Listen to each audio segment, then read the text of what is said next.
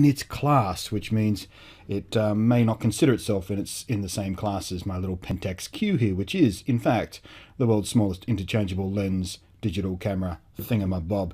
Now, scattered around it, as you can see, I've got a selection of representative samples of cameras for a size comparison. I'm doing an unboxing now in preparation for doing the full-on proper review a little bit later on.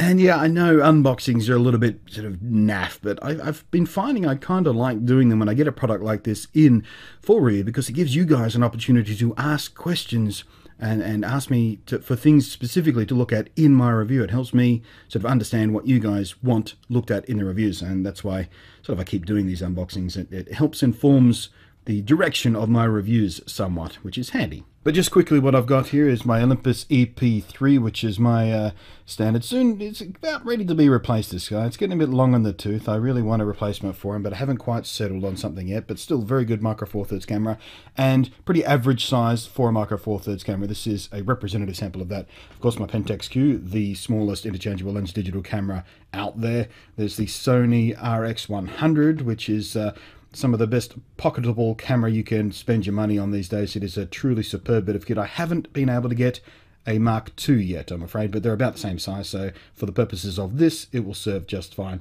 And of course, back here, my Pentax MX1, which is a brilliant little piece of kit, and great value for money when it comes to compact camera, carry around, sort of shoot anywhere, leave it in your bag all the time kind of thing, which is, you know, kind of the market that the GM1 is hitting towards. So let's open it up and get a good look at what's in the box and do some size comparisons here. So flip him open. I've got a scrap of paper here, CD-ROM, something in Mandarin, I think. Now, this is the production sample that has been sent to me for the purposes of review, so what's in the box here may not precisely reflect what you get in the retail box, but it should be pretty much identical. I would expect identical. So a little basic owner's manual there, which is good. You got your software there, of course, which no one ever uses.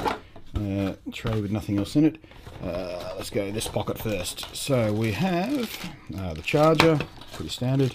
The battery. Let's have a look at what kind of battery it is, just in case you're an existing Lumix shooter and want to know whether your other battery packs will suit. It is the where's the model number? DMWBLH73E. God, I can't read this morning or speak or anything. I've no idea whether that's the same battery they use in some of their other cameras. Probably. I couldn't tell you which ones it is though, because I'm not that familiar with the batteries in use on these cameras. Mini USB cable there, no worries. What's in the back pocket back here? Okay, we have the power connector for the charger, mains power, and a little leather strappy thing, which I never ever put on my cameras because I hate over the neck straps. Anyway, here's the main deal. Here's what we're here to see. Pop them out of your sort of protect. Holy crap, this thing is tiny! This is literally the first time I've unboxed it. I wanted to save my genuine reaction for the video, but look at this thing. It is idiotically small. I mean, I know it was going to be small. You know, Panasonic are making a big thing about it. Oh, it's the smallest Micro Four Thirds cameras in the world, but bloody hell, it is tiny and very light. It's got a magnesium alloy body, which they've done so they can mount the sensor directly onto the body, so it helps with heat dissipation and stuff and helps them keep the size down and everything. They've done a few other things to keep the size down. There's a motor-driven shutter instead of a spring-driven shutter that's in just about every other camera out there, which means the maximum shutter speed on the physical shutter is down to 1/500th of a second, which is quite slow by today's standards. Very slow, really. But there is an electronic shutter to take you all the way up to the more useful things if you're shooting a bright light with bright apertures and stuff like that. But we'll get to that in the review. But for now, look how idiotically small this thing is. It's tiny. Oh, look, the shutter's down at the moment. That's weird. Normally you can see the sensor when you pull that thing open. All right, fair enough. Maybe it's just because it's not powered up. So we'll pop that back on there. So yeah, it looks very much like any other compact camera out there.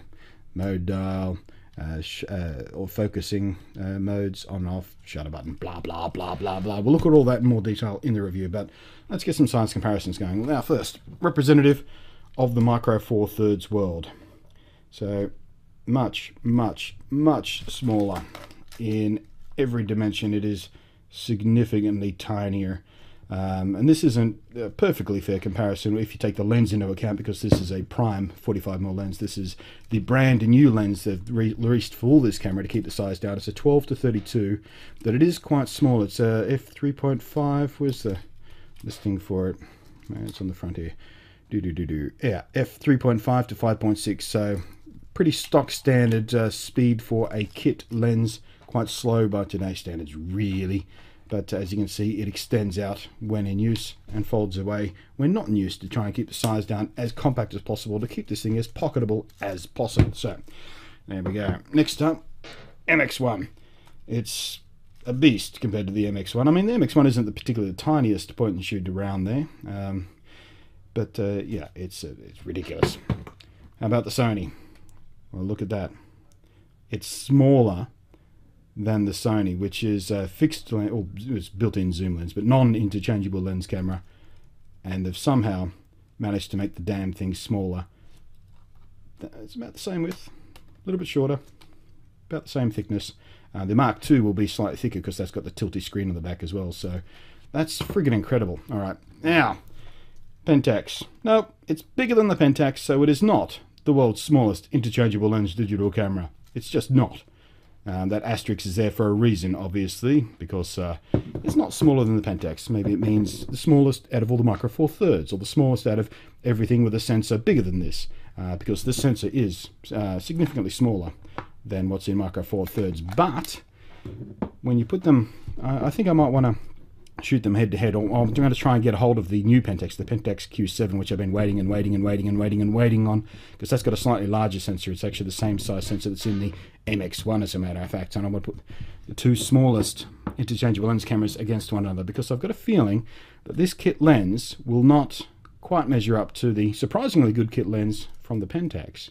But anyway, we'll find out. But yeah, that's your unboxing. That's me rambling about it. It's my shock and awe as I pulled it out of the box, and it is just ridiculously tiny, very, very light. Geez, without the lens on there, it feels like a dummy model. It feels like one of those empty plastic pretend show models they put on show floors so people can look at the camera and get a feel for the camera, but without risking someone sort of stealing a few $100 worth of camera. So wow, no hot shoe, of course. That's one big thing that's missing from this, that I don't think is missing on any other Micro Four Thirds camera out there in the world. I think they've all got hot shoes on them, except for this one, which may be a deal breaker for some of you. No microphone input on it, of course, so that may be a problem for video shooters out there as well. But this thing does have in it the same sensor and the same image processing chip that is in the GX7, which is a fantastically good camera that I reviewed recently, if you missed it. But it is a truly superb camera, and this has the same image processor and exactly the same sensor chip inside there. So I'm expecting big things from this little guy. Anyway, that's it for me for now. I'm going to go get an energy drink into me, see if I can kickstart my brain.